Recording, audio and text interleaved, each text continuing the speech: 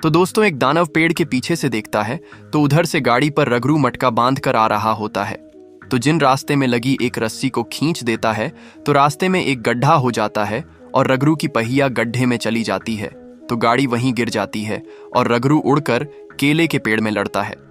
तो केले का पेड़ उस दानव के कंधे पर गिरता है तो दानव की चीख निकल जाती है और दानव का पाद निकलकर एक ड्रम पर लगता है।